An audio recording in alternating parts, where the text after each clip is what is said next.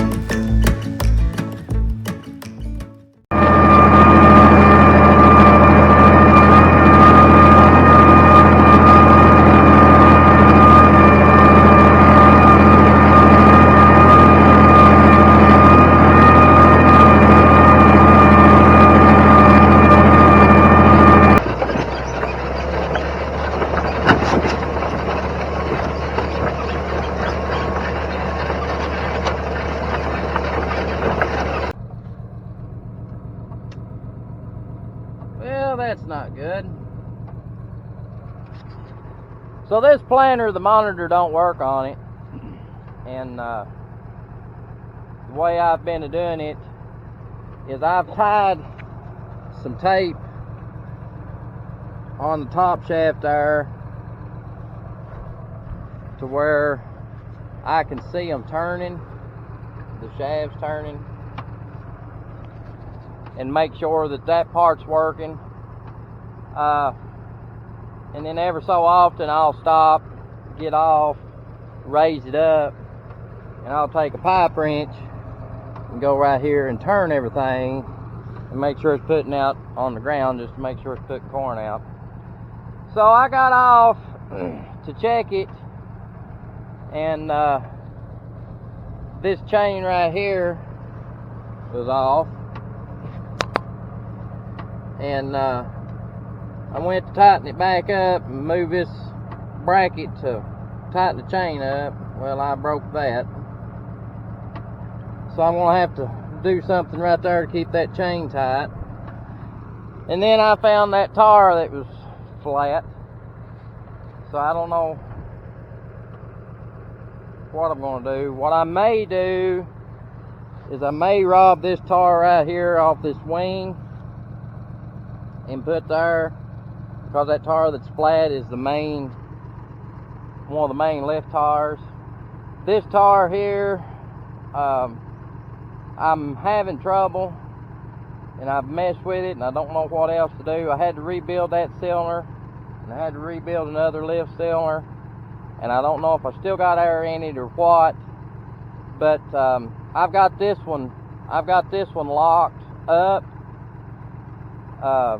because the problem that I was having is the planter wouldn't go up even, it was going up crooked, and then when it come back down, it wasn't letting it go all the way down.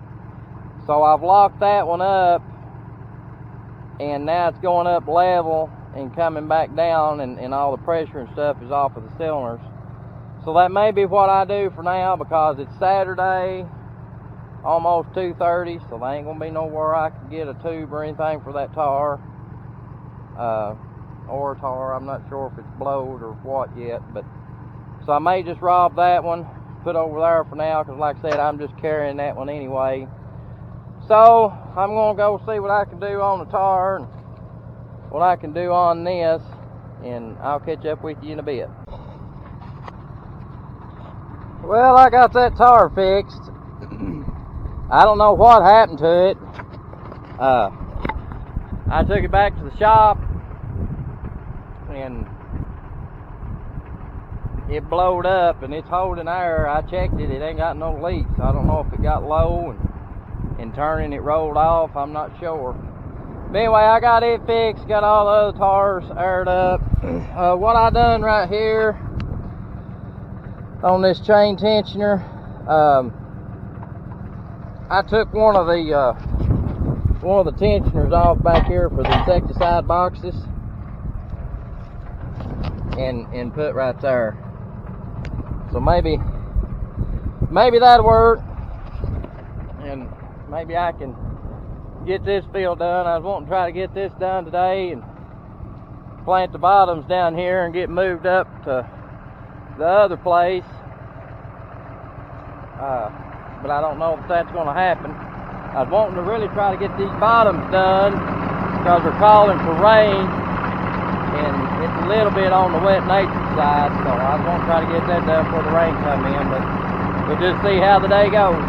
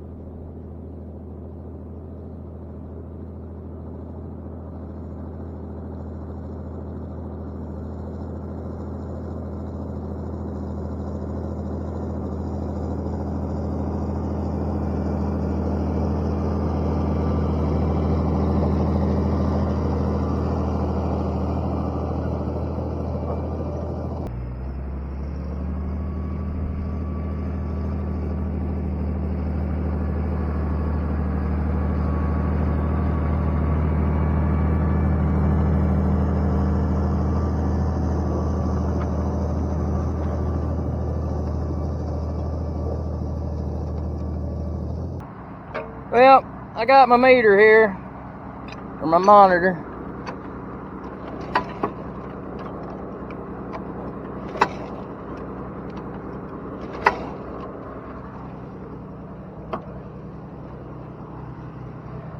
Let's see, corn, corn, corn, corn, corn, corn, corn, corn, corn, corn, corn, and corn.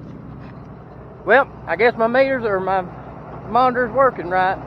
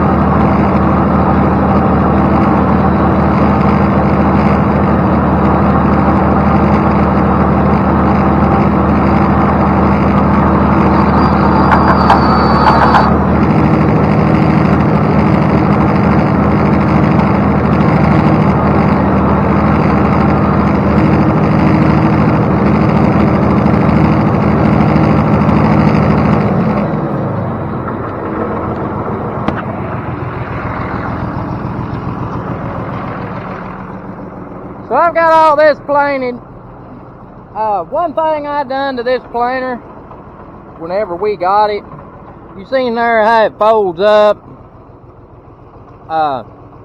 These front units in transport is closer to the ground than what I'd like for it to be. So what I done is I took a piece of chain and hooked on the bracket up here on top where your down pressure is, and put me a bolt down here at the bottom where the down pressure is. And once I get it all folded up, I can take that chain on the 3 units on each side, and what that does, when I pick everything up to transport, it raises them units up about another foot. And I like that thought a lot better than the way it was before, especially some of the places that I have to go. I don't have to worry about dragging this planer. This planer, I like it and I don't like it.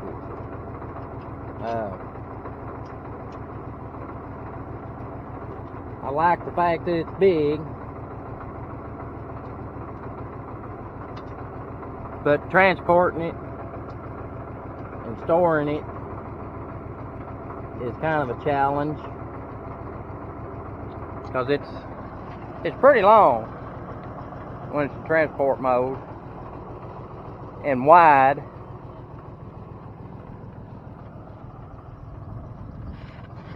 So on some of the places that we've got, it kind of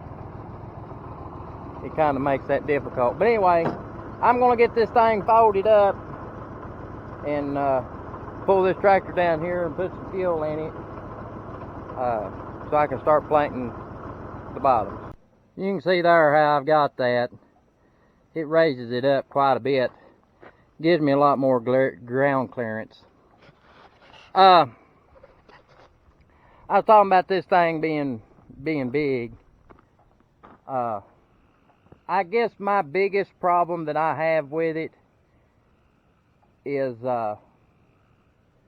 just the length of it, the way it is when it's folded up. But anyway, this planter here, it's actually Dad's. He bought it at a sale 6-7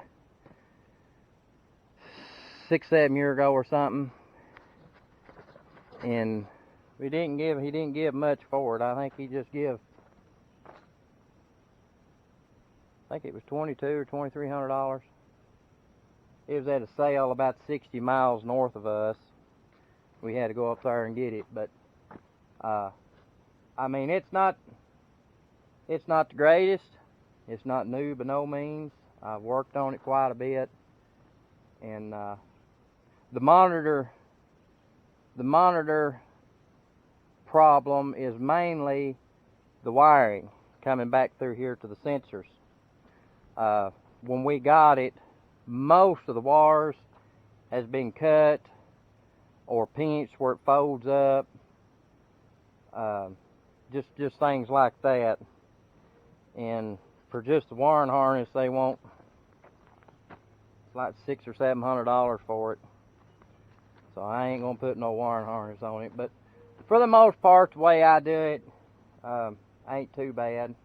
Where that chain jumped off, I'll wait till the corn starts coming up, and then I'll take the 4-row and go back and fix them couple spots. It couldn't have been too long, because I try to every pass or a couple passes, I try to get off and check everything and make sure, that way I ain't got a whole field planted and have to go back. But anyway, I'm putting fuel in here. It's getting close to 8 o'clock, so I'm not going to worry about going to the bottoms tonight. It'll be dark here in about an hour and a half, so by the time I get my fuel and stuff in here and get everything ready to go to the bottom, it's going to be close to dark, and I'd rather not plant that down there in the dark. They're still talking about tomorrow being pretty, rain moving in here Monday, so that's probably what I'm going to try to do tomorrow, is plant that down there and try to get it moved up here to the other place. But anyway, that's going to do it for this video. Thanks for watching, and I'll catch you on the next one.